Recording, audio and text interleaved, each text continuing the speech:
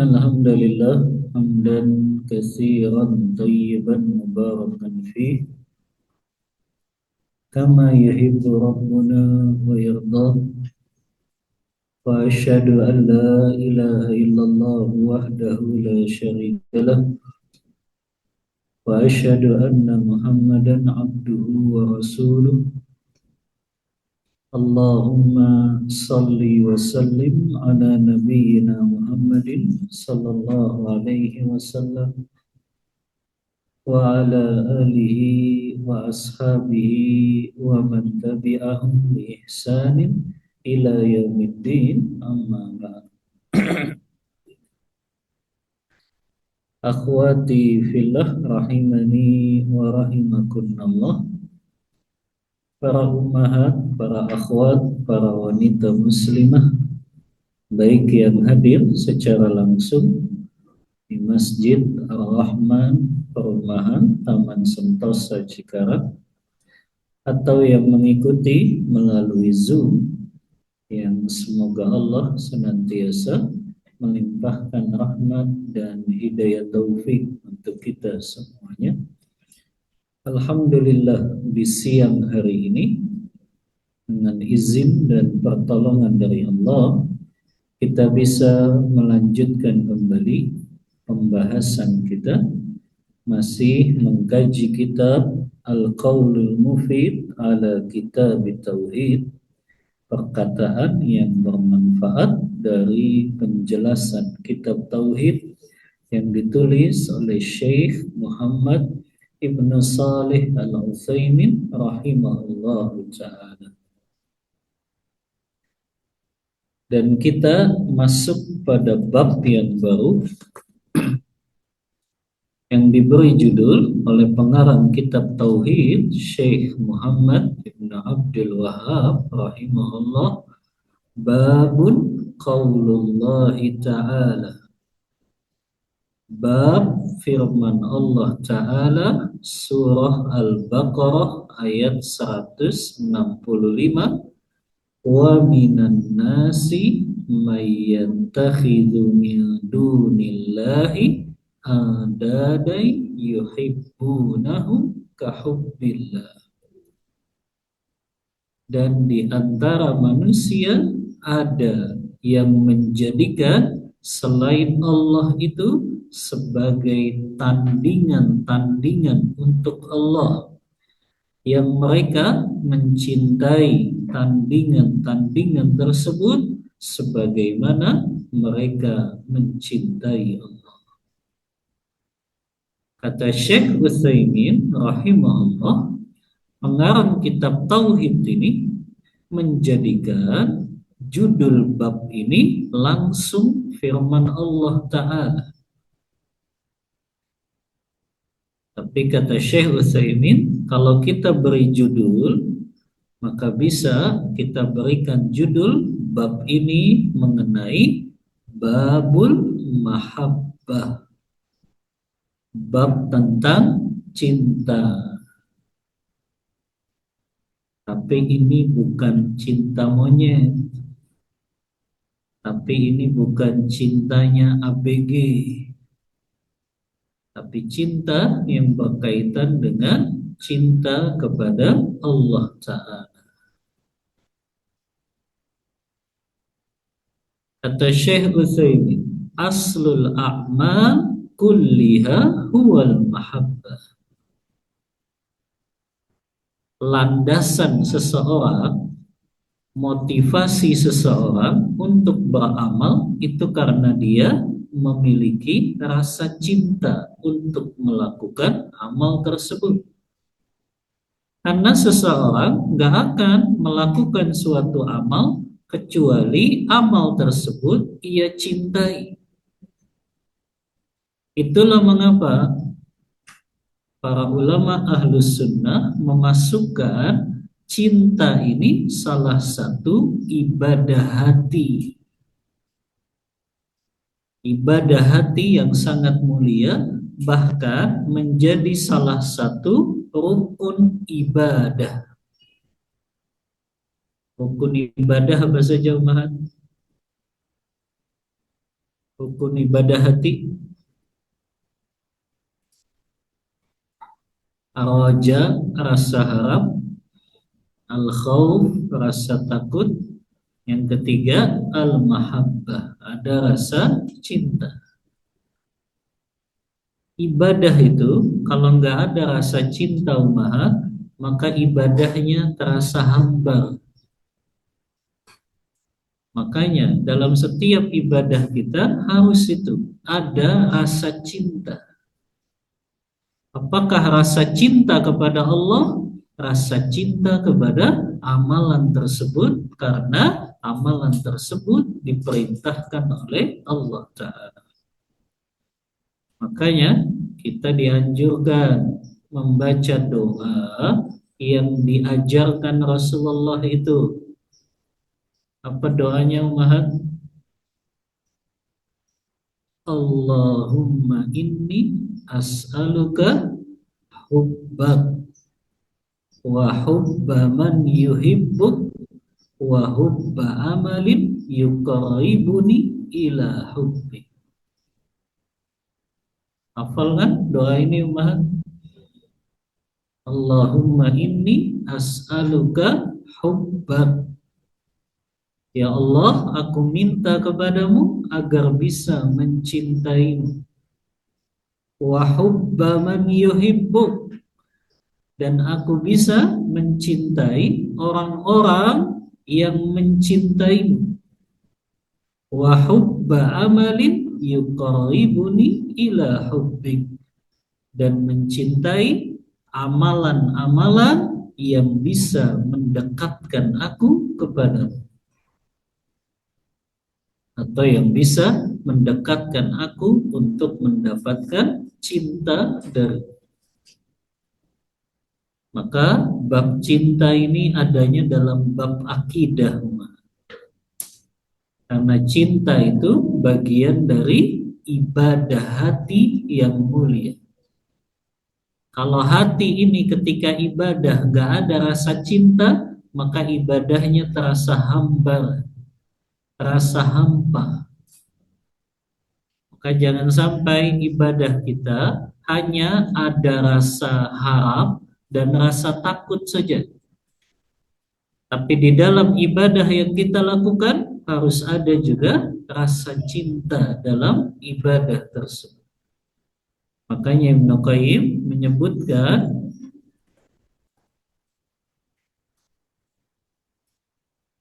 perumpamaan rukun ibadah ini seperti seekor burung yang dua sayapnya ini itu diperumpamakan. Sayap kanannya itu roja, rasa harap. Sayap kirinya itu khauf, rasa takut. Tapi yang jadi kepala burung itu adalah al-mahabbah, rasa cinta ketika melakukan ibadah. Kemudian kata Syekh Utsaimin, ibadah kepada Allah dibangun di atas rasa cinta. Bahkan itulah hakikat ibadah. Tatkala seseorang beribadah tanpa ada rasa cinta, maka ibadahnya tersebut terasa hampa, tidak ada ruhnya.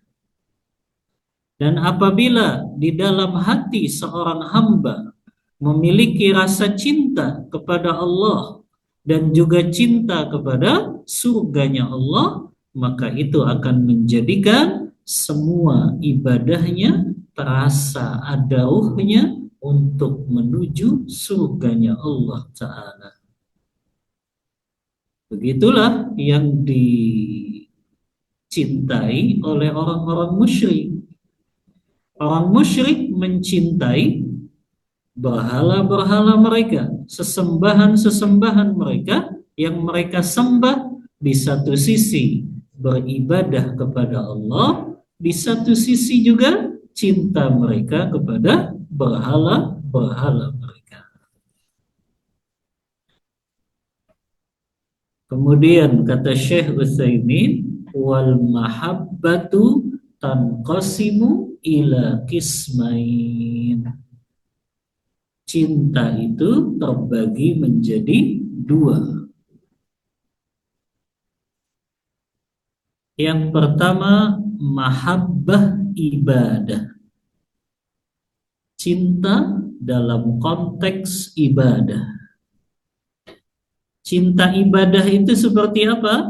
Kata beliau, allati tujibut tadallul wa ta'zim. Cinta yang maknanya ibadah itu adalah yang mengharuskan di dalam hati dan jiwa orang tersebut memiliki rasa menghinakan diri dan mengagungkan sesuatu yang dia cintai. Saya ulangi, umat. Cinta ibadah itu adalah cinta yang di dalamnya mengharuskan seorang hamba merendahkan dirinya di hadapan sesuatu yang dia cintai, atau dia mengagungkan sesuatu yang dia cintai tersebut. Maka ini namanya cinta dalam perkara ibadah. Inilah yang secara khusus hanya ditujukan kepada Allah saja. Tidak boleh cinta yang bentuknya apa? Merendahkan diri, menghinakan diri, mengagungkan. Itu ditujukannya kepada selain Allah. Kalau cinta itu ditujukan kepada selain Allah dalam hal ibadah, maka dia jatuh ke dalam syirik besar. Syirkun akbar. Nah, ini jenis cinta yang pertama, cinta dalam hal ibadah atau cinta ibadah. Cinta ibadah berarti orang tersebut merendahkan diri di hadapan sesuatu yang dia ibadahi, dia agungkan di hadapan sesuatu yang dia ibadahi, maka itu masuk cinta ibadah. Dan kalau itu ditujukan kepada selain Allah, maka itu jatuh kepada syirik besar.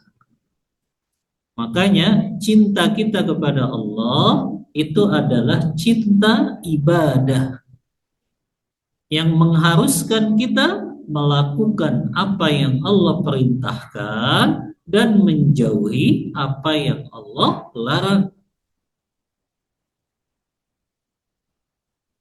Samalah perumpamaannya, kalau kita mencintai seseorang, kita kan akan menuruti perintah orang yang kita cintai, kan begitu. Ya.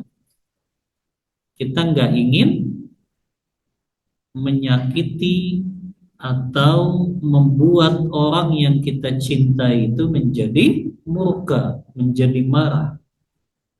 Itu kan dalam konteks cinta sesama manusia. Sama Maha, kalau cinta kepada suaminya, itu kan senantiasa mendatangkan perkara-perkara yang membuat suaminya ridho, gitu kan? Atau juga bukti cintanya kepada suami, Ummahat nggak sering ngomel kepada suaminya. Kalau banyak ngomel itu cinta apa enggak, Ummahat?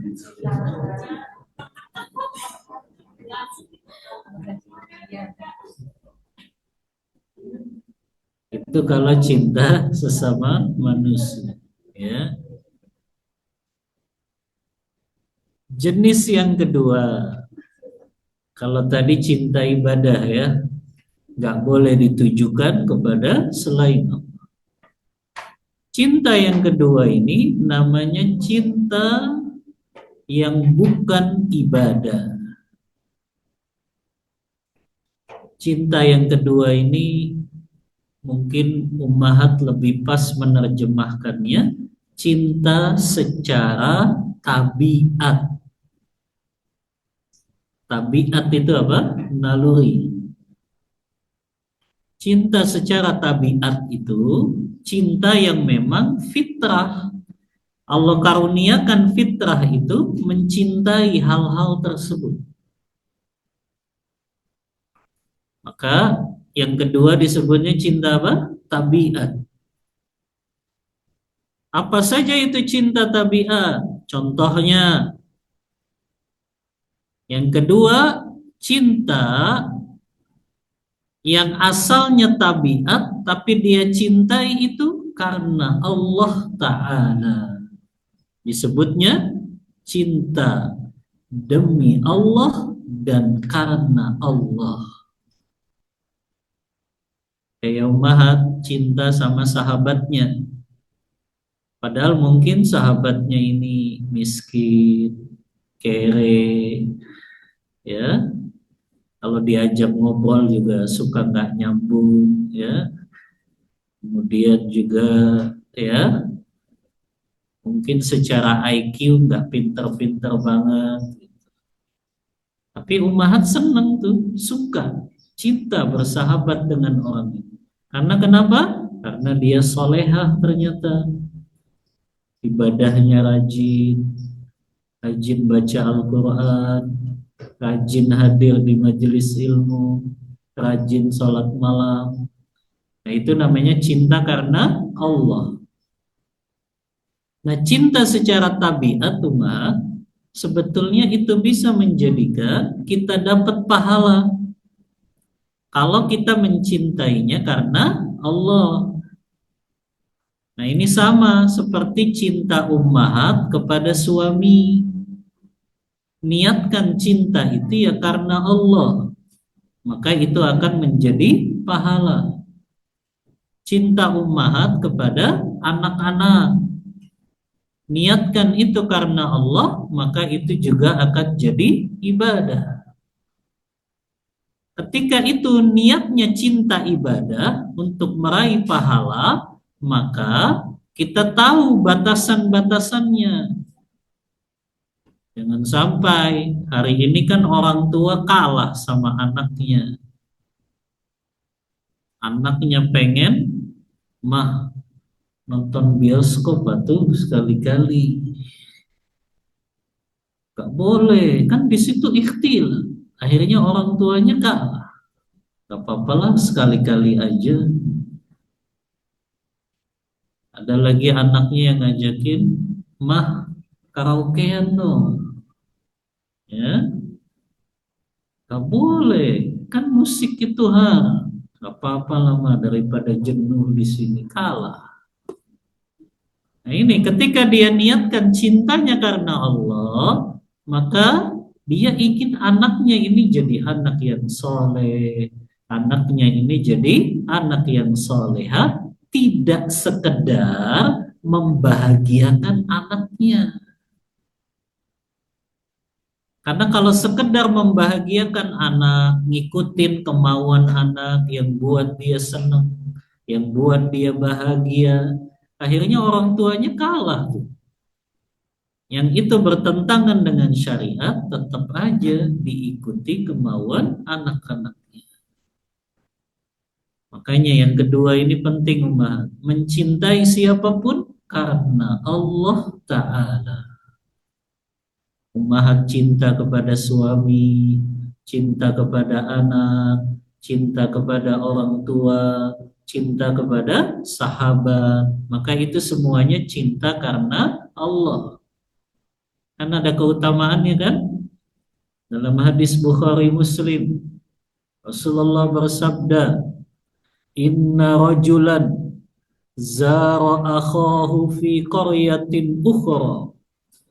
Ada seseorang yang mengunjungi saudaranya di daerah ya yang di luar dari tempat kota dia tinggal. Kemudian Allah mengutus malaikatnya. Kemudian malaikat ini bertanya kepada laki-laki yang ingin mengunjungi saudaranya, padahal di daerah seberang dari kotanya. Kata malaikat itu apa? Kamu mau kemana? Kata laki-laki itu, saya mau mengunjungi saudara saya, saudara muslim saya. Kenapa engkau kunjungi dia? Apa ada hutang dia yang belum selesai? Atau ada kebaikan dia yang belum engkau balas? Kata laki-laki ini kan, enggak. Saya mengunjungi dia karena saya mencintai dia karena Allah. Maka malaikat itu berkata, ketahuilah wahai fulan, aku ini orang yang Allah utus kepadamu untuk menyampaikan Allah pun mencintaimu. Itu keutamaan apa, Mahat? Mencintai karena Allah. Coba dievaluasi Umahat. Umahat hari ini bersahabat itu karena Allah atau karena dunia? Biasanya kan gitu ya, persahabatan kan banyaknya begitu. Kita cari teman biasanya, oh yang hobinya sama, sama-sama hobi makan bakso, sama-sama hobi main apa? Main apa tuh yang lagi ngetren itu sekarang, akhwat? Hah? Yang diketok-ketok pakai tongkat itu loh, apa? Senam ya, senam apa itu? Pokoknya begitulah, yang hobinya sama biasanya, ya. Makanya banyak yang mereka menjalin persahabatannya karena dunia, punya hobi yang sama, ya. Oh ini sama-sama ibu-ibu sosialita bersahabat, ya. Tapi dalam Islam persahabatan itu dibangun karena Allah, ya. Lihat ketika Rasulullah mempersaudarakan kaum Muhajirin dan kaum Ansor. Sebelum Islam datang, persahabatan itu dibangunnya memang di atas dunia. Mereka satu kabilah yang sama, sama-sama Quraisy. Mereka suku yang sama, mereka sama-sama pedagang, mereka sama-sama orang yang beternak, kan begitu. Dulu sebelum Islam datang, persahabatan, pertemanan itu dibangun karena memiliki kesamaan tadi, urusan dunia. Tapi setelah Islam datang, maka Islam ajarkan persahabatan itu dibangun karena Allah. Makanya orang yang seperti ini umat pada hari kiamat dia dapat naungan Allah di saat tidak ada naungan kecuali naungan Allah saja. Maha ingat hadisnya, 7 golongan yang dapat naungan Allah itu. Salah satunya siapa? Rajulani tahabba fillah ijtama'a alaihi waftaraqa alaihi. Dua orang yang saling mencintai karena Allah, mereka berjumpa karena Allah dan mereka berpisah juga karena Allah. Hadis Bukhari Muslim. Dalam hadis Bukhari yang lain, Allah berkata pada hari kiamat, Ainal mutahabbina fillah. Mana itu mereka yang dulu di dunia saling mencintai karena Allah. Ini yang utama umahat. Yang kedua, cinta kepada sesama manusia tapi karena Allah. Itu punya keutamaan, ya. Di antaranya mendapat naungan Allah di saat tidak ada naungan pada hari kiamat nanti di padang mahsyar kecuali hanya naungan Allah saja. Ini yang kita latih umahat, ya. Kita bersahabat bukan karena dia kaya. Kita bersahabat bukan karena dia punya jabatan. Kita bersahabat bukan karena dia IQ-nya sangat tinggi. Kita bersahabat ya karena Allah, dia orang soleha, ya, dia orang yang taat kepada Allah. Ini yang dilatih umat. Karena kalau kita cuma bersahabatnya karena urusan dunia, maka itu mudah terjadi gesekan-gesekan gara-gara dunia juga. Begitu biasanya. Tapi kalau kita bersahabatnya karena Allah, maka kalau memang itu ikhlas karena Allah, Allah jadikan persahabatan itu berpahala di sisi Allah. Lihat nggak ketika Abdurrahman bin Auf dipersaudarakan dengan Sa'ad bin Rabi. Lihat, Abdurrahman bin Auf datang ke Madinah nggak bawa apa-apa. Tapi Sa'ad bin Rabi, lihat, persaudaraan karena iman, karena Allah, langsung menawarkan, saya ini orang Ansor yang paling banyak hartanya. Maka saya akan berikan setengahnya untuk kamu, Abdurrahman bin Auf.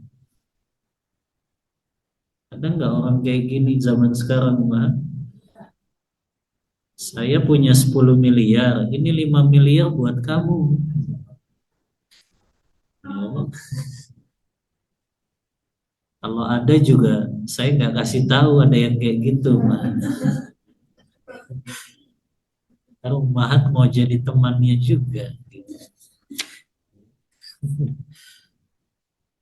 Nah ini bersahabatan karena Allah kan begitu, ya. Bayangin Abdurrahman bin Auf itu nggak punya apa-apa, tapi lihat Sa'ad bin Rabi, karena dia bangun itu karena Allah, dia dahulukan Isa. Ingat ya, konsep mendahulukan saudara muslim kita dalam urusan dunia. Adapun dalam urusan ibadah nggak boleh. Kita boleh bersikap itsar itu dalam urusan dunia, mendahulukan kepentingan saudara muslim kita. Tapi kalau dalam urusan ibadah nggak boleh. Ini yang sering salah paham. Kalau ummahat belum haji, nggak boleh mengatakan, saya mah orang tua dulu yang haji. Salah. Yang haji ya harus ummahat dulu. Kalau ummahat belum umroh, jangan katakan, saya mah orang tua dulu yang umroh. Salah, harus diri sendiri dulu dalam hal ibadah. Makanya ulama punya kaidah, al-itsar fil ibadati makruh. Mendahulukan orang lain dalam hal ibadah itu hukumnya makruh. Tapi mendahulukan orang lain dalam urusan dunia, maka itu yang dianjurkan. Ini rasa cinta. Yang kedua, rasa cinta karena Allah. Kemudian rasa cinta yang juga tabiat, yaitu rasa cinta seseorang kepada anaknya, yang disebut dengan rasa cinta berupa kasih sayang. Makanya orang tua itu nggak perlu diajarin menyayangi anaknya, karena pasti orang tua itu mencintai anaknya. Itu sudah fitrah. Fitrah orang tua pasti cinta kepada anak, dan itu cinta yang tabiat. Dengan syarat cintanya kepada anak tidak melebihi cintanya kepada Allah. Kemudian cinta yang tabiat juga, yaitu cinta anak kepada orang tuanya, sebaliknya. Itu cinta tabiat. Anak mencintai orang tua karena apa? Karena jasa-jasanya, karena yang membesarkannya. Maka itu cinta tabiat. Dengan syarat juga nggak boleh melebihi cintanya kepada Allah Ta'ala. Ada lagi di sini cinta kepada makanan, minuman. Itu cinta yang boleh tidak maha mubah, hukum asal. Tapi nggak boleh kita cinta berlebihan kepada makanan dan minuman tersebut melebihi cinta kita kepada Allah Ta'ala. Nah ini muqaddimah yang disampaikan oleh Syekh Utsaimin tentang pembagian cinta-cinta. Baru kita bahas dalil yang pertama. Allah Ta'ala berfirman dalam surah Al-Baqarah ayat 165. Allah mengatakan wa minan nasi, dan di antara manusia man yattakhizu, ada orang-orang yang menjadikan min dunillahi, selain Allah, andada, sebagai tandingannya, yuhibbunahum kahubbillah, mereka mencintai tandingan-tandingan Allah itu sebagaimana mereka mencintai Allah. Mahat lihat kata Syekh Utsaimin, lil mufassirina fiha qaulan. Di kalangan ulama tafsir ada dua pendapat tentang makna mereka mencintai tandingannya seperti mencintai Allah. Apa ini maksudnya? Mereka mencintai sesembahan-sesembahan selain Allah seperti mereka mencintai Allah. Ada dua pendapat di kalangan ulama tafsir. Pendapat yang pertama, annaha ala zahiriha wa annaha mudafatun ila maf'uliha ay yuhibbunahu kahubbihim lillah, wal makna yuhibbuna hadhil andada kamahabbatillah fayaj'alunaha syuraka'un lillah fil mahabbah. Pendapat yang pertama mengatakan makna mereka mencintai sesembahan-sesembahan selain Allah seperti mereka mencintai Allah, maka pendapat pertama memaknainya secara zahirnya. Secara zahir itu apa? Orang-orang musyrik mereka mencintai sesembahan-sesembahan selain Allah sebagaimana mereka mencintai Allah. Umat perhatikan, orang musyrik itu punya rasa cinta tidak kepada Allah? Orang musyrik punya rasa cinta tidak kepada Allah? Punya. Makanya dikasih tafsirannya begini. Mereka cinta kepada berhala-berhala mereka, kepada sesembahan-sesembahan mereka, seperti cinta mereka kepada Allah. Berarti cintanya 50-50. 50% cinta kepada selain Allah, 50% cinta kepada Allah. 50% cintanya kepada berhala, kepada sesembahan-sesembahan selain Allah, 50% cintanya kepada Allah. Dan ini disebut syirik besar. Walaupun ada cintanya tuh kepada Allah. Makanya lanjutan ayatnya apa? Walladzina amanu asyaddu hubban lillah. Dan orang-orang yang beriman cintanya kepada Allah sangat begitu besar. Nah, ini untuk meniadakan, menafikan cintanya orang-orang musyrik yang mereka cinta kepada berhala, tapi mereka juga cinta kepada Allah juga. Paham umahat tafsir pertama ini? Baik. Tafsir yang kedua, makna mereka mencintai sesembahan-sesembahan mereka seperti mereka mencintai Allah. Makna yang kedua adalah kahubbil mu'minina lillah fayuhibbuna hadhil andada kama yuhibbul mu'minuna Allah.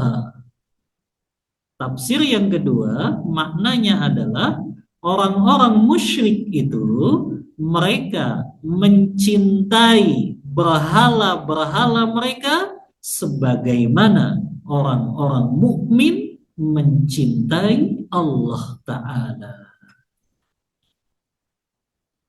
Saya ulangi, tafsir yang kedua, mereka orang-orang musyrik mencintai berhala-berhala mereka sebagaimana orang-orang mukmin mencintai Allah Ta'ala.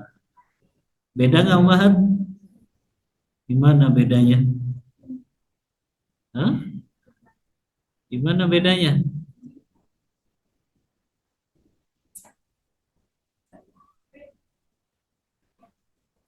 Gimana bedanya tafsir pertama dengan tafsir kedua? Yang pertama, orang musyrik itu masih ada cintanya kepada Allah. Karena mereka mencintai berhala mereka seperti mereka mencintai Allah. Itu kan tafsir yang pertama. Tapi tafsir yang kedua, orang musyrik itu nggak punya rasa cinta kepada Allah. Tapi mereka hanya cinta kepada berhala-berhala mereka sebagaimana orang-orang mukmin cinta kepada Allah Ta'ala. Bisa bedain nggak, Umar? Ngaji siang-siang nih agak berat. Paham ya? Itu beda tafsir ya. Antara tafsir pertama dengan tafsir kedua. Kalau tafsir kedua berarti orang musyrik itu nggak punya cinta kepada Allah. Karena cinta mereka sudah 100% untuk berhala seperti orang-orang beriman cintanya hanya untuk Allah saja. Nah, ini yang dimaksud ya. Cinta orang musyrik kepada berhala-berhala mereka seperti cinta mereka kepada Allah. Tapi kata Syekh Utsaimin, pendapat yang lebih kuat, tafsir yang pertama. Yang dimaksud orang-orang musyrik mencintai berhala mereka, mencintai sekutu-sekutu bagi Allah, seperti mereka mencintai Allah, maka itulah makna yang benarnya. Artinya orang musyrik itu mereka punya rasa cinta kepada Allah Maha. Tapi di satu sisi mereka juga cinta dengan tandingan-tandingan sekutu-sekutu bagi Allah. Mereka cinta kepada Allah, mereka cinta kepada Lata dan Uzza. Mereka cinta juga kepada Hubal. Mereka cinta kepada berhala-berhala yang lain. Makanya cinta ini gak bisa dibagi-bagi cinta kepada Allah. Kalau yang namanya cinta ibadah 100% hanya untuk Allah saja. Makanya Allah sebut di ayat lanjutannya, walladzina amanu asyaddu hubban lillah. Orang-orang beriman rasa cintanya sangat besar hanya untuk Allah saja. Makanya tadi di awal Ana bilang perbanyak baca doa tadi Umar. Allahumma inni ubbak. Ya Allah, aku minta kepadamu agar bisa mencintaimu. Umahat pernah baca kitabnya Ibnu Qayyim enggak, Umahat? Hah? Madarijus Salikin baina manazil iyyaka na'budu wa iyyaka nasta'in. Ibnu Qayyim menyebutkan ada 10 amalan yang bisa membuat kita semakin cinta kepada Allah dan membuat Allah cinta kepada kita.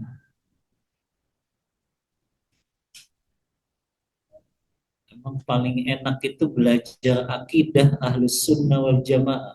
Simpel, mahal. Allah itu punya sifat mencintai. Beda, orang Mu'tazilah itu mengatakan Allah itu nggak punya sifat mencintai. Karena kalau Allah mencintai sama dengan makhluk. Akhirnya mereka takwil tuh. Setiap ada ayat innallaha yuhibbu, itu maknanya bukan Allah mencintai, tapi Allah menginginkan kebaikan. Kan ribet banget ditakwil-takwil. Ya, emang paling sederhana itu akidah dengan keyakinan Ahlus Sunnah.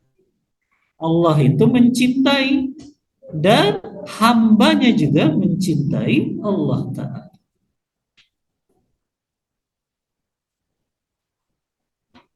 Saya kasih agak cepat tuh Mahat. Al-asbab allati yajlibu mahabbatallahi ta'ala.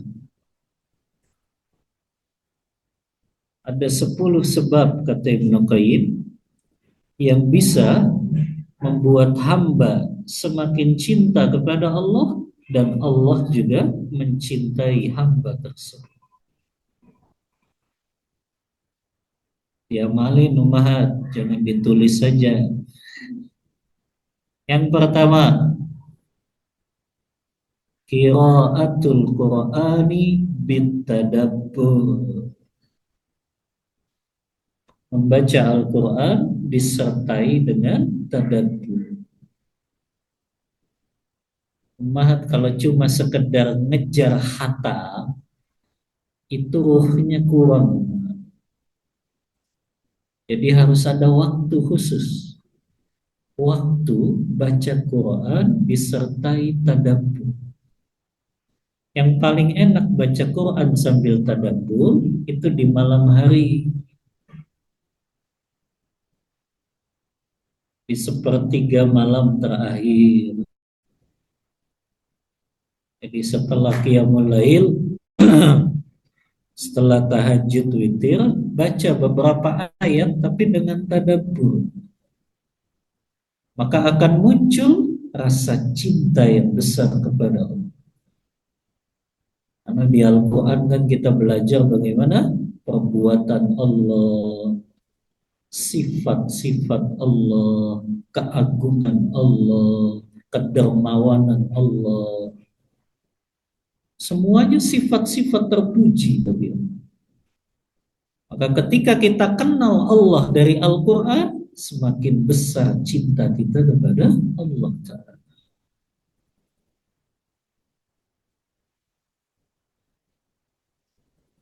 Makanya kata Imam Hasan Al-Basri, dulu kami, para sahabat, ketika membaca Al-Quran, kami menganggap itu surat-surat cinta dari Rabb kami. Mahat pernah dapat surat cinta kan?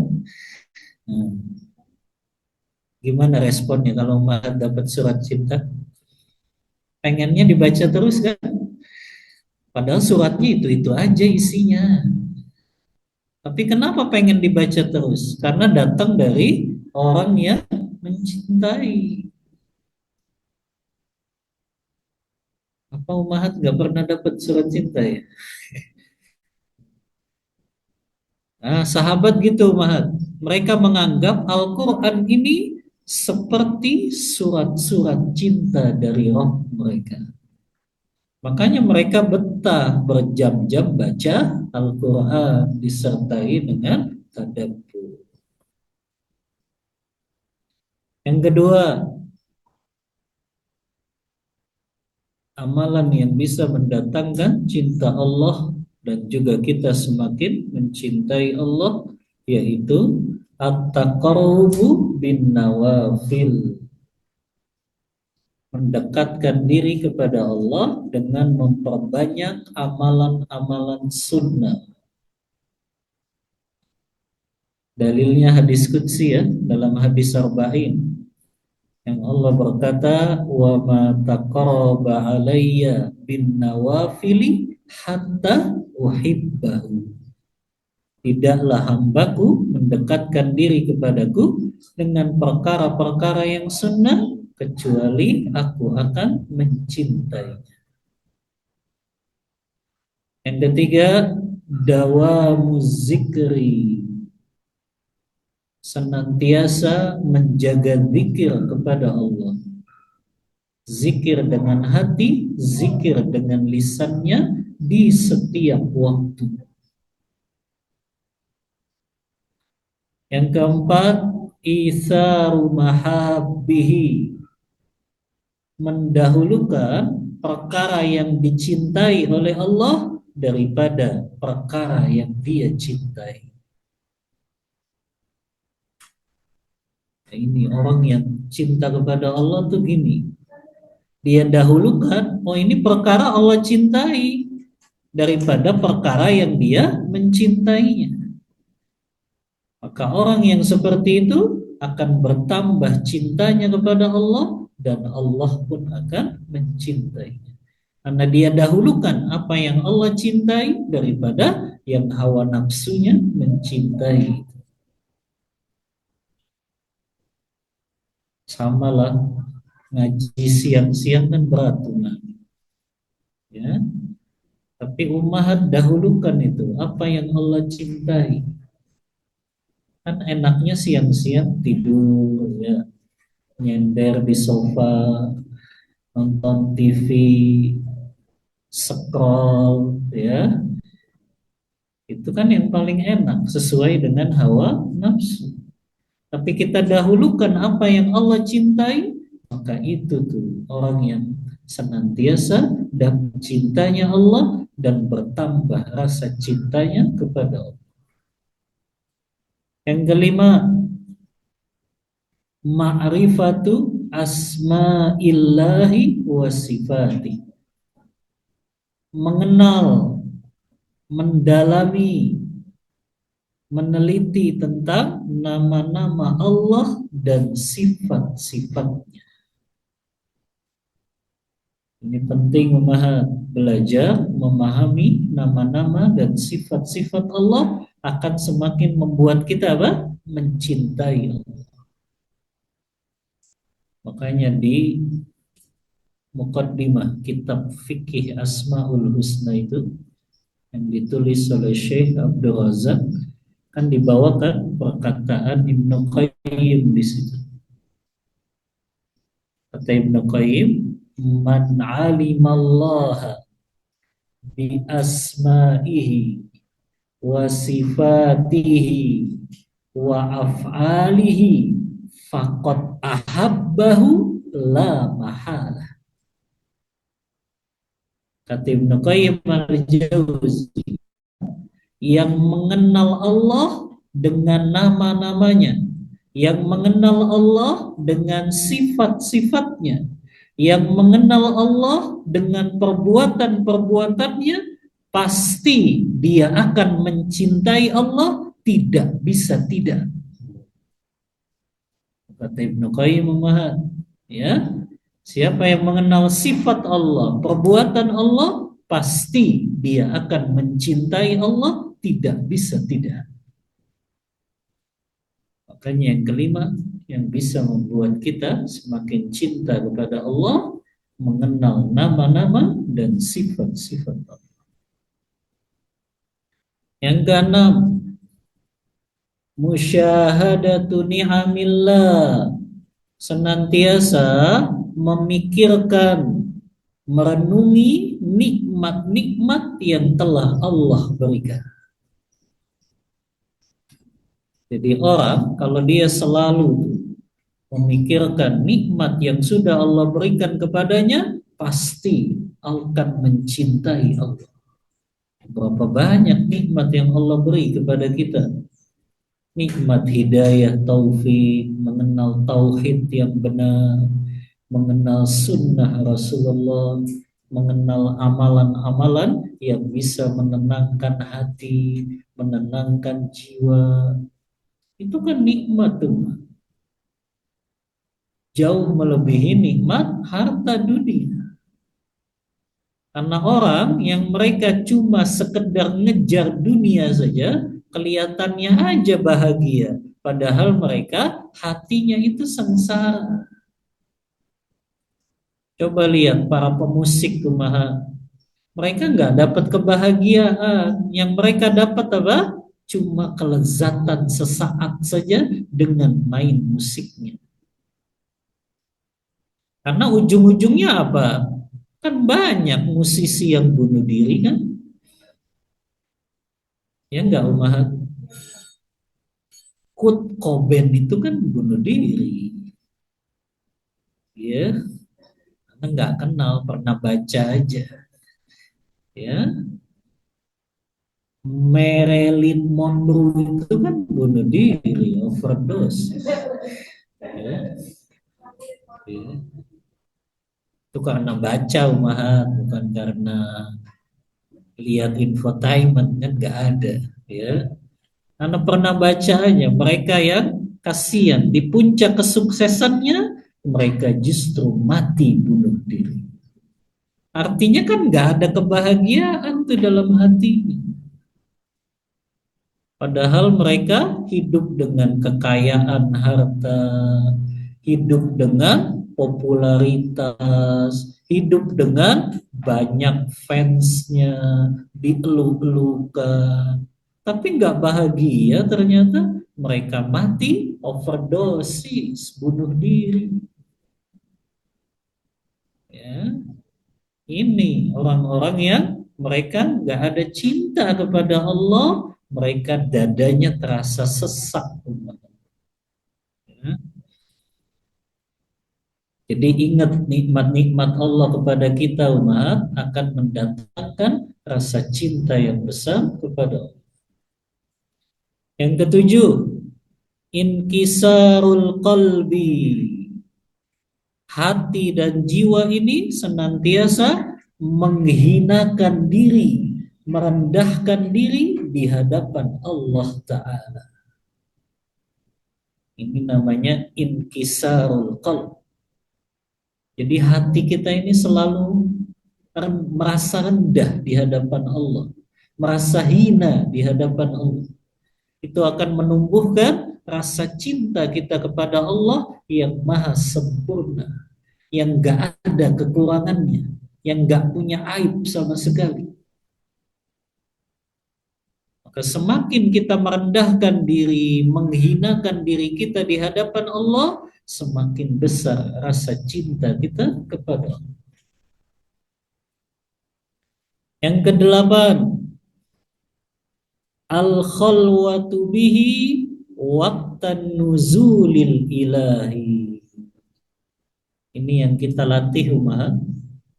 Ada waktu berkhalwat, berduaan saja dengan Allah di saat Allah turun ke langit dunia.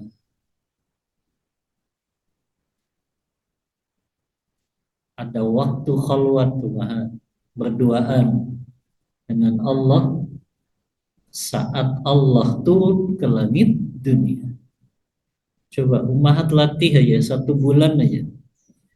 Punya waktu khalwat ini, itu pasti hati itu rasanya cintanya besar kepada Allah. Ya, khalwatnya kan cukup aja di dalam rumah, bukan bertapa di goa. Ya, seperti yang difahami oleh orang-orang sufi, harus ke goa, ke gunung. Ya, tak perlu berkhalwat, itu cukup dari rumah. Yang penting kan di seperti Allah turun ke langit. Kan itu beda. Kita angkat kedua tangan kita, kita kita hinakan diri kita di hadapan Allah, kita akui dosa-dosa kita, taubah, kita sampaikan hajat dan masalah-masalah kita. Itu waktu khalwat itu akan menambah rasa cinta kita kepada Allah. Yang kesembilan, mujalasatu salihin. Perbanyak duduk bersama orang-orang saleh, orang-orang salehah umahat. Perbanyak duduk bergaul dengan mereka yang saleh.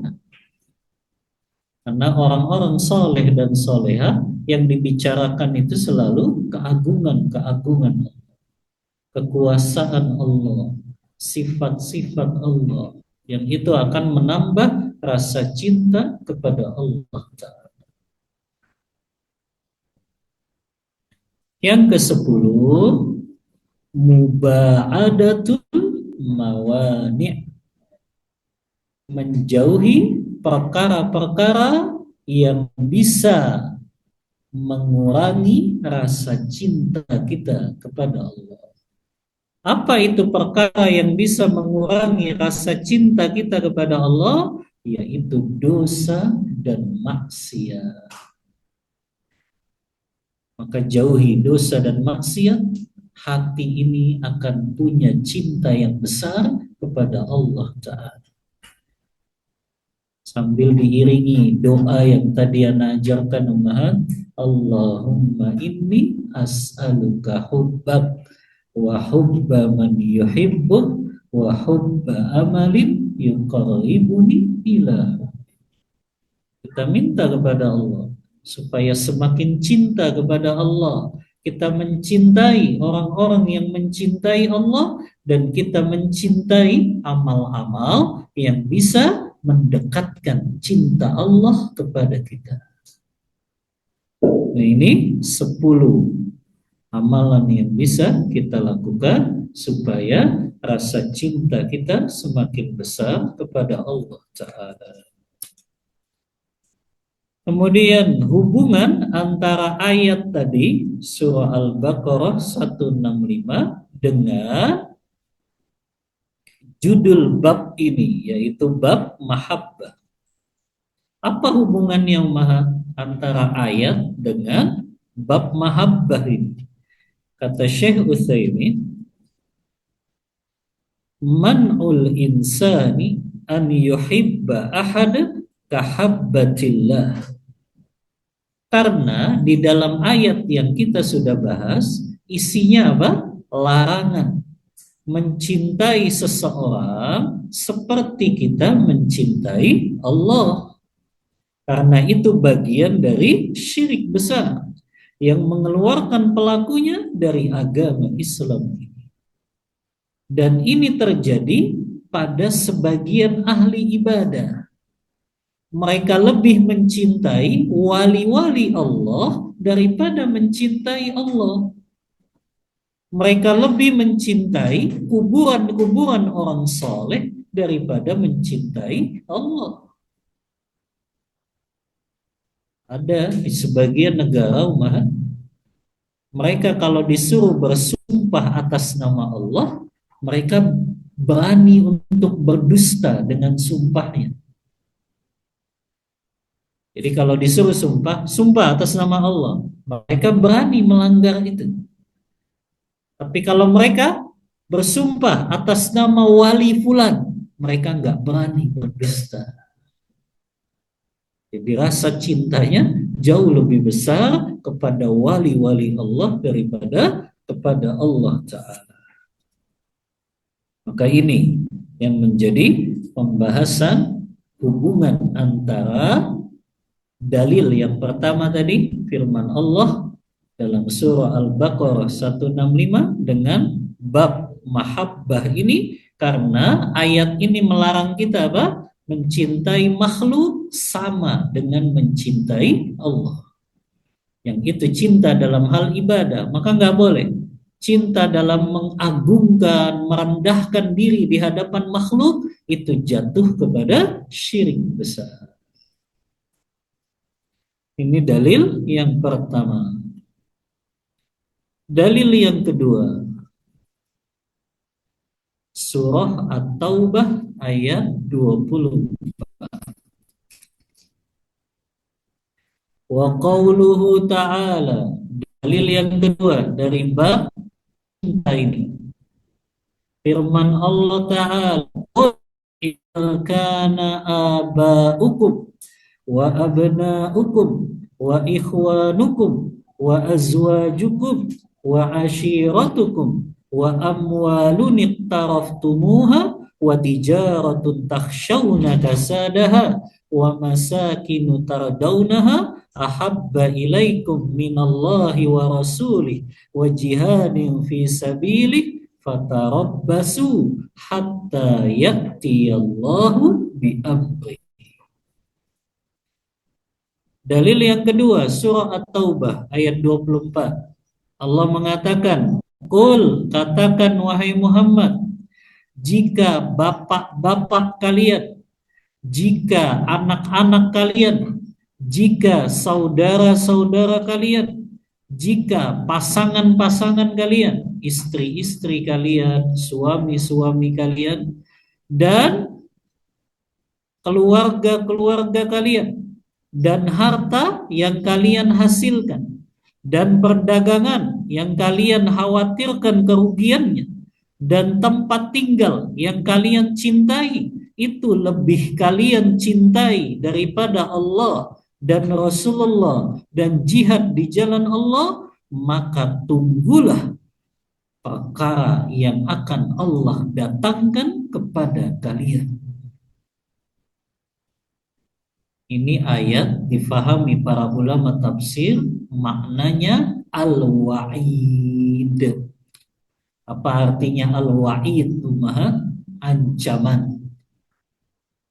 Ancaman bagi mereka yang mencintai 8 perkara ini melebihi cintanya kepada Allah, kepada Rasulullah, dan kepada jihad di jalan Allah. Saya tanya Ummahat, ayat ini sebab turunnya apa? Ayat ini turun untuk siapa?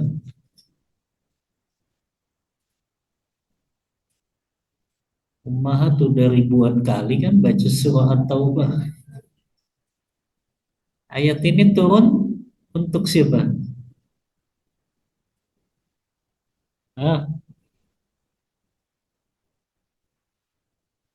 Namun dijelaskan Ummahat oleh ulama tafsir. Ayat ini turun untuk siapa? Orang munafik? Bukan. Untuk siapa? Ayat ini turun untuk mereka yang sudah masuk Islam tapi nggak mau hijrah ke Madinah. Ummahat baca coba tafsir Ibnu Katsir, tafsir At-Tabari. Di situ mereka menukil Abdullah bin Abbas meriwayatkan orang-orang yang sudah masuk Islam, sebagiannya mereka nggak mau berhijrah ke Madinah. Mereka mengatakan kalau kita hijrah, doat amwaluna, harta kita akan hilang dong. Kalau kita hijrah, nanti gimana bisnis perdagangan kita? Akan rusak dong bisnisnya, hancur sudah. Mereka juga bilang kalau kita hijrah, nanti kita akan memutuskan hubungan kekerabatan dengan saudara kita di Mekah ini. Kata Ibnu Abbas, fa'anzalallahu hadhil ayat. Allah turunkan ayat ini, makanya ada berapa ini? 8 perkara. Yang itu cintanya cinta tabiat, tapi ketika itu melebihi cinta kepada Allah, maka diancam. Ancamannya apa ini, Ummahat? Hatta ya'tiyallahu bi amri. Sampai datang keputusan dari Allah untuk mereka. Makna keputusan di sini apa? Azab yang Allah akan timpakan kepada mereka. Jadi ayat ini turun kepada mereka yang nggak mau hijrah karena cintanya besar kepada hartanya. Sama tuh yang nggak mau ngeluarin zakat. Biasanya kan agak berat ya ngeluarin zakat. Ummahat punya emas 100 gram. 100 gram masih sedikit tuh Mbak. Kan belum 1 kilo kan. 100 gram. Ngeluarin 2,5 gram aja saat ini kan berat. Karena 1 gramnya sudah berapa sekarang? Hmm. Berarti kalau 2,5 gramnya berapa? 2,5 gram. 2,5% dari 100 gram.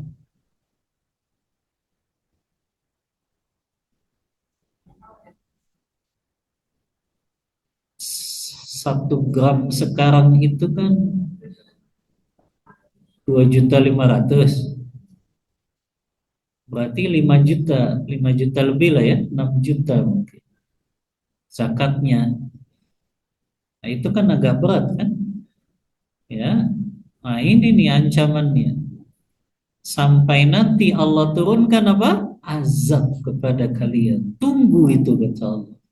Kalau kalian cintanya lebih besar kepada harta kalian, perdagangan yang kalian takut kerugiannya lebih besar daripada eh, keluarga yang kalian cintai. Nah, ini diancam umat. Makanya ini ayat disebutnya ayat tentang ancaman. Orang-orang yang cintanya lebih besar kepada salah satu dari 8 perkara ini. Cinta kepada orang tua, cinta kepada anak, cinta kepada saudara, cinta kepada keluarga, cinta kepada harta, cinta kepada bisnis, perdagangan, cinta kepada tempat tinggal. Maka kalau cinta itu lebih besar kepada salah satu perkara ini, kata Allah, fatarabbasu, tunggu. Allah akan turunkan azab untuk kalian. Ini kan ancaman umat. Gak boleh rasa cinta kita lebih besar kepada perkara-perkara ini. Tetap rasa cinta kita yang besar kepada Allah tadi. Makanya nggak boleh kita jadi jatuh kepada maksiat gara-gara 8 perkara ini. Jangan sampai taat kepada suami tapi taatnya dalam maksiat. Suami bilang, kamu dandan dong. Biar yang di luar sana lihat kecantikan kamu. Akhirnya dia bertabarruj. Gak boleh dia taat. Tapi dia taat karena cintanya besar kepada suami. Nah ini jatuh kepada ancaman ayat ini. Fatarabbasu, tunggu Allah akan turunkan azabnya untuk kalian. Baru 2 dalil lemah. Tersisa 3 dalil ya. 3 dari hadis. Oh, ada 4 dari hadis berkaitan dengan bab mahabbah ini. Karena waktu yang sudah menjelang salat asar, kita cukupkan untuk materi. Kita buka diskusi dan tanya jawab. Wallahu ta'ala a'lam bissawab. Wa sallallahu ala nabiyyina Muhammadin wa ala alihi wa sahbihi wasallam.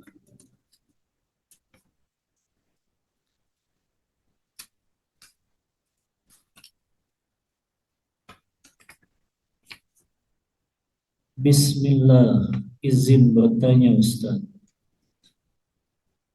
Di masyarakat Indonesia ini sering terjadi seorang pedagang menggunakan penglaris. Apakah harta yang dihasilkannya halal? Yang pertama, cara dia menggunakan penglaris itu dengan jimat-jimat atau dengan mantra-mantra, maka yang seperti ini jatuh kepada kesyirikan. Yang sebetulnya nggak boleh dipercaya.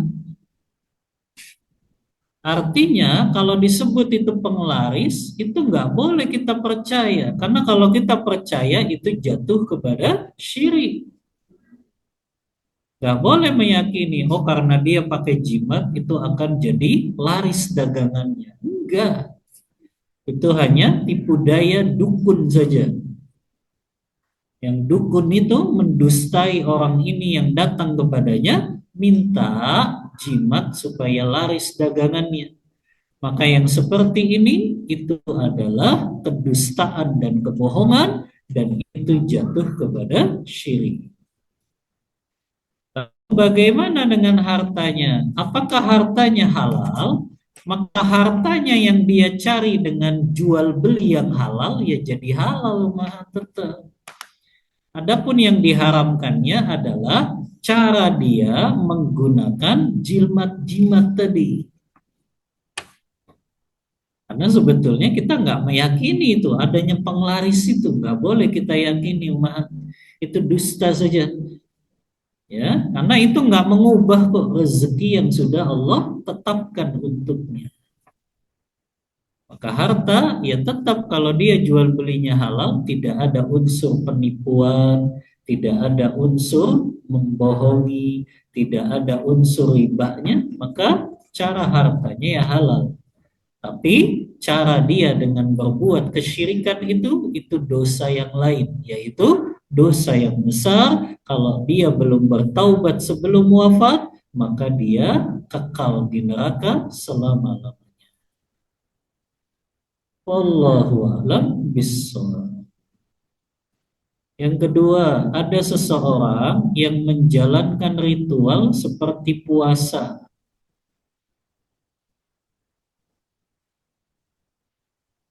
Apa ini? Puasa sekian hari dan amalan-amalan lainnya. Jika sekilas seperti dari ajaran Islam, namun ternyata bukan syariat Islam.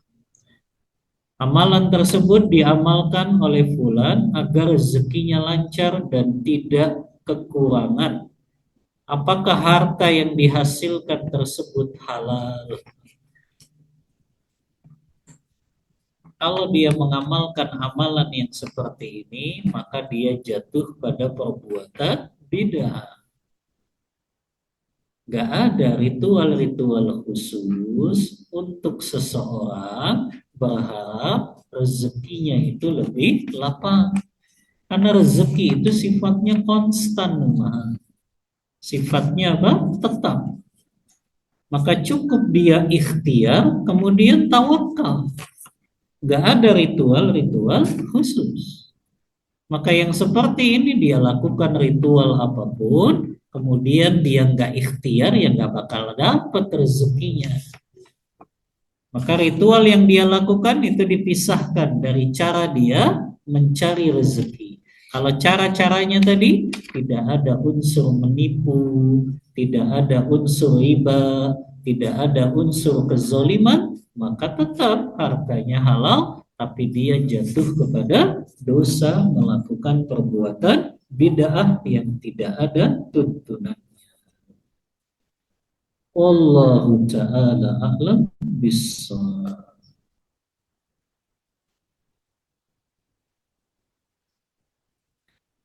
Afwan Ustaz, izin bertanya. Apabila terbangun di sepertiga malam terakhir, namun 30 menit lagi azan subuh, apa yang lebih afdal untuk dilakukan? Salat malam, berdoa, istighfar, atau baca Al-Quran? Yang lebih afdal semuanya ummahat. Tapi yang lebih dia utamakan ya salat malamnya. Jadi dia salat malam karena salat itu kan hakikatnya isinya apa? Ya doa. Salat itu kan isinya doa. Isinya juga ada memohon ampunan. Ya, ketika kita ruku, ketika kita sujud kan kita baca Subhanakallahumma Rabbana wa bihamdik Allahumma gfirli.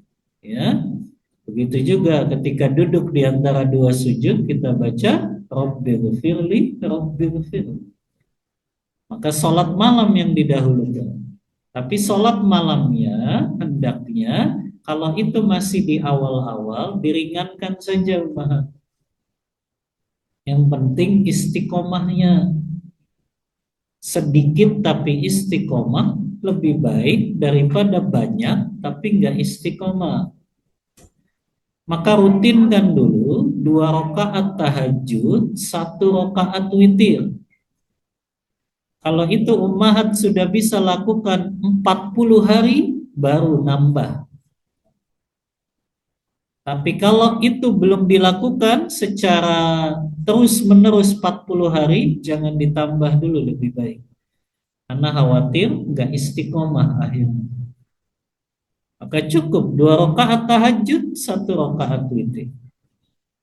Setelah itu doa, perbanyak istighfar. Kalau masih sempat baru banyak membaca Al-Quran.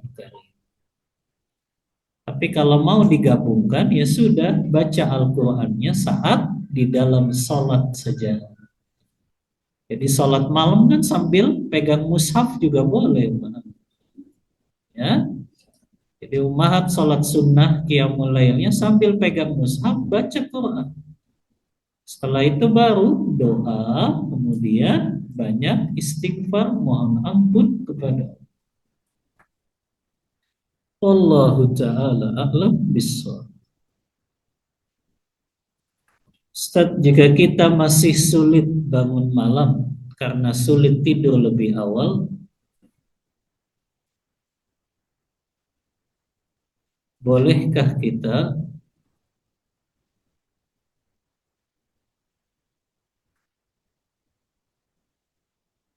sholat tahajud sebelum tidur? Boleh.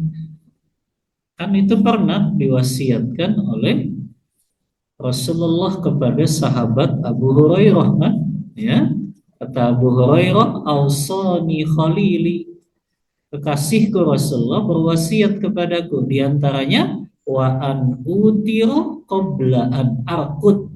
Aku diwasiatkan Rasulullah untuk sholat witir sebelum tidur. Maka tahajud sebelum tidur juga boleh kalau khawatir tidak bisa bangun di sepertiga malam. Wallahu ta'ala a'lam bissawab.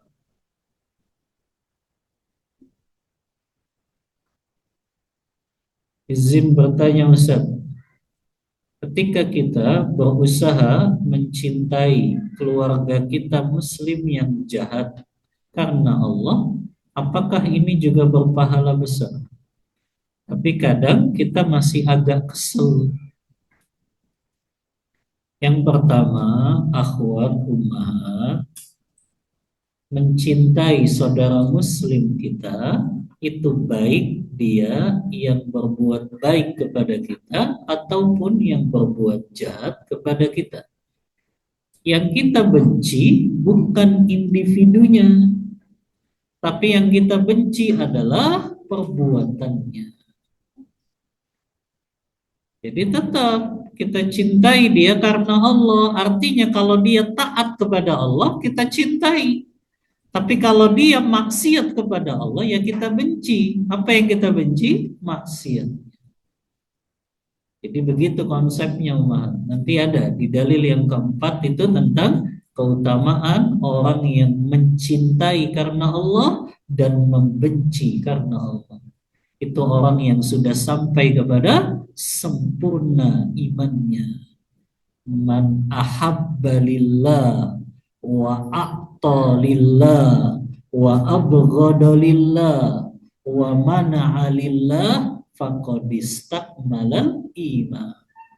Kata Rasulullah, barang siapa yang mencintai karena Allah, yang membenci karena Allah, yang memberi kepada orang karena Allah, dan yang tidak memberi kepada orang juga karena Allah, maka dia akan mendapatkan kesempurnaan iman.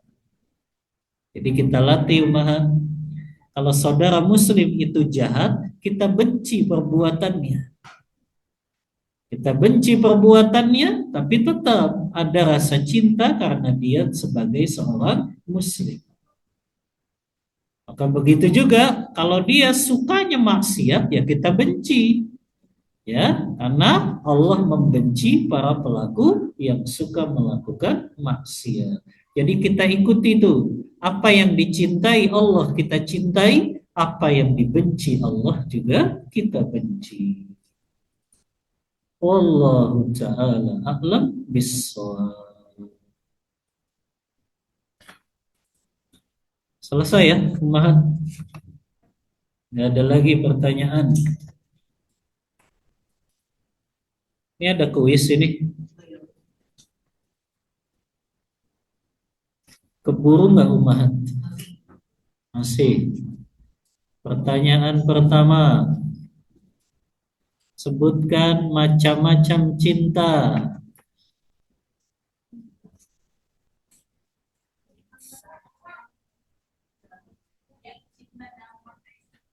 Iya, iya. Cinta tabiat apa saja contohnya? Hmm. Hmm. Iya, iya. Betul jawabannya. Ahsanti.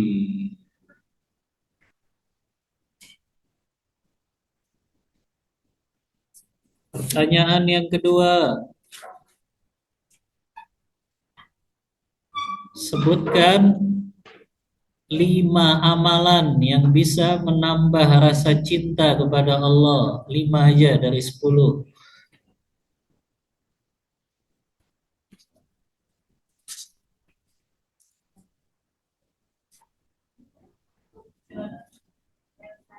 Iya, silakan. Membaca Al-Quran disertai tadabbur, Iya. mendekatkan diri kepada Allah dengan amalan sunnah, Hmm. dan menjaga diri kepada Allah dengan hati dan lisan. Keempat, mendatangkan cinta kepada Allah daripada kecintaan kepada dirinya. Iya. Kelima,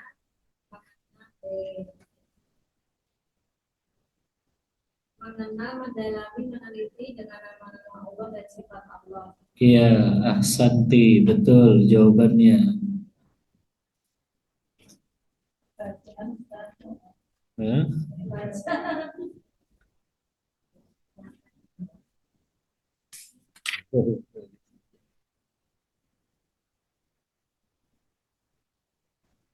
Satu lagi, yang ketiga.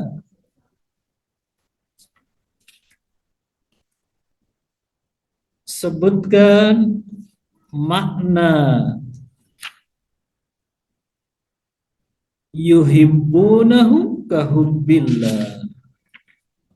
Apa makna ayat ini? Mereka mencintai sesembahan mereka seperti mencintai Allah. Sebutkan 2 pendapat ulama tafsir.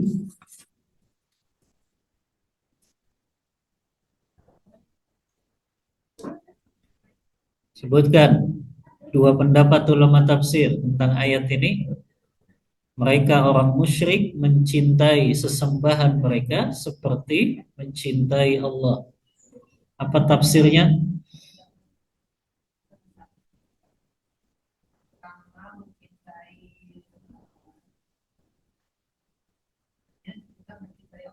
Ya,